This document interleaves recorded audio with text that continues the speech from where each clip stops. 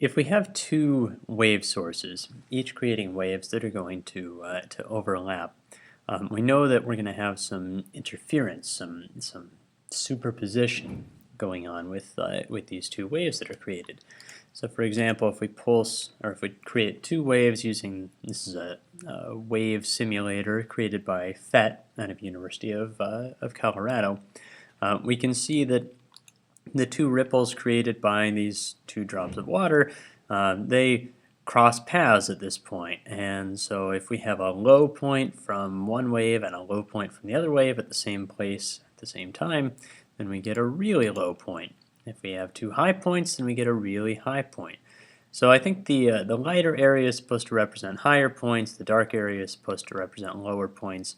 And we can also understand, how low and how high those are based on the values that are shown here. Now this is just for along this dotted line, so sort of limited usefulness there. We don't really have a three-dimensional representation of this.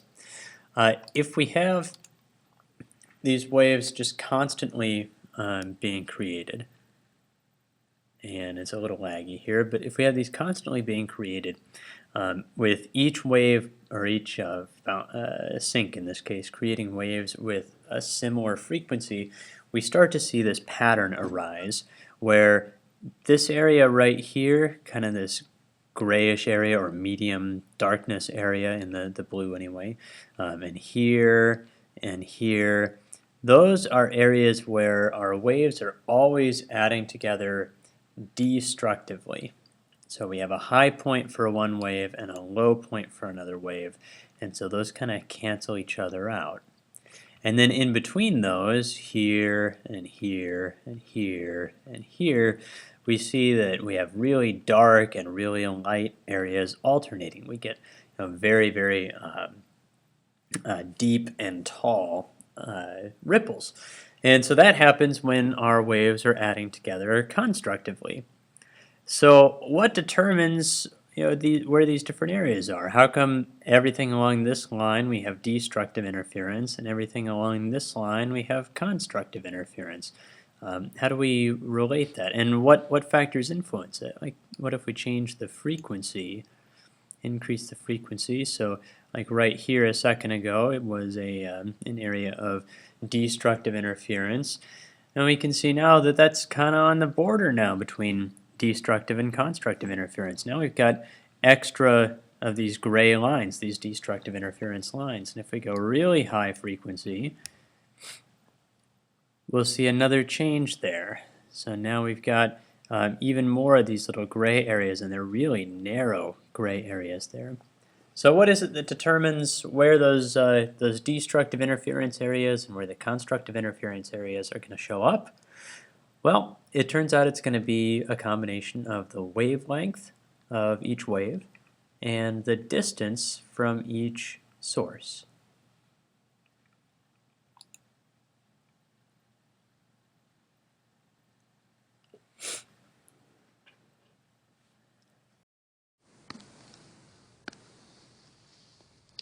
So let's say we have these two wave sources, A and B, and they're each located some distance away from this black point here.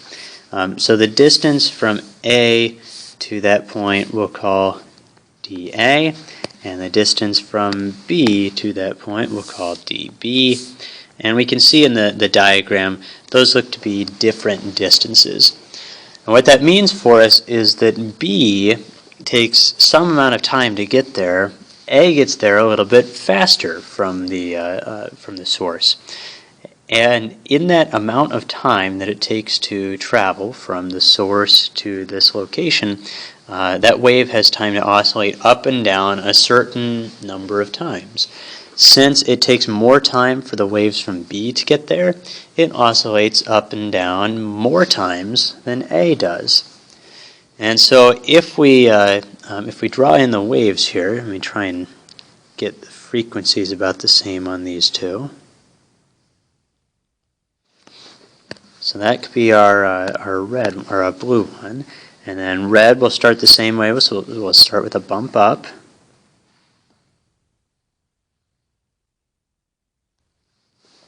Okay, so when we get to this common location, we can see that the B wave, the blue one, has traveled far enough to get to a low point on its cycle.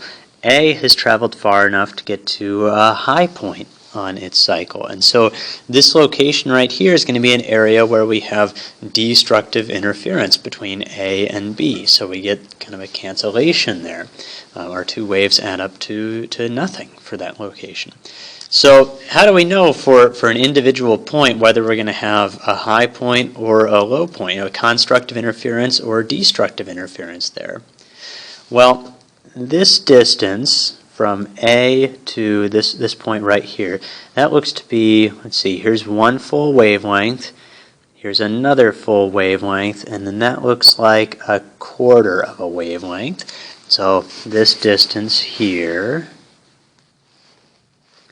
is 2 1/4 wavelengths. And then in the blue, we've got one full wavelength, two full wavelengths, a half a wavelength, and another quarter, so that'd be 2 3/4 wavelengths.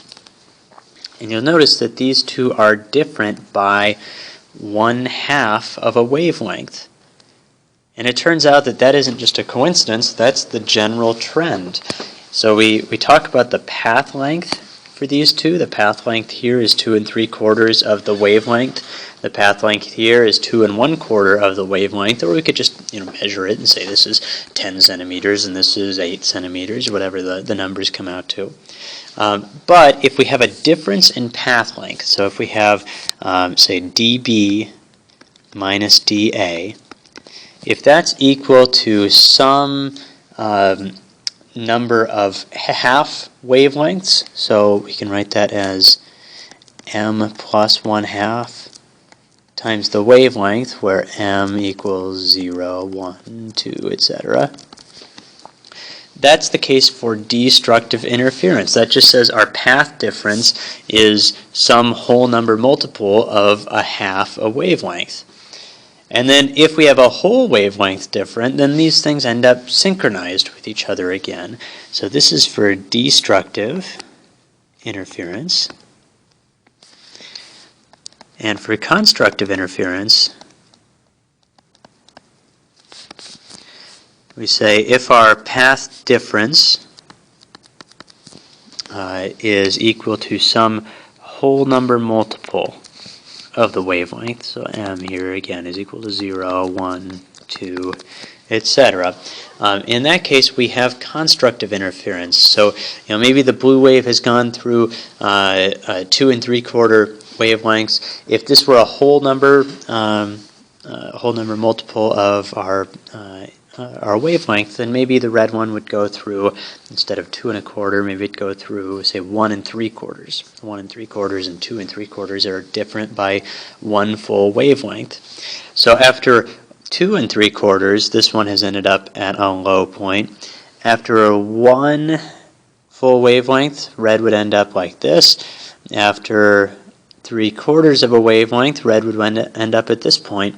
That'd be a low point with a low point. That's constructive interference.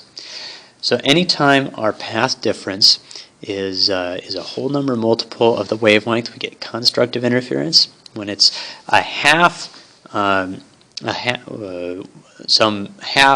whole number integral, can't speak here, a whole number multiple of a half of a wavelength, but we don't include the whole number multiples. So 1/2 of a wavelength, 1.5 wavelengths, 2.5 wavelengths, 3.5 wavelengths.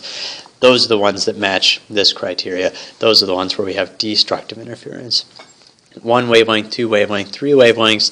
That's this condition where we have constructive interference.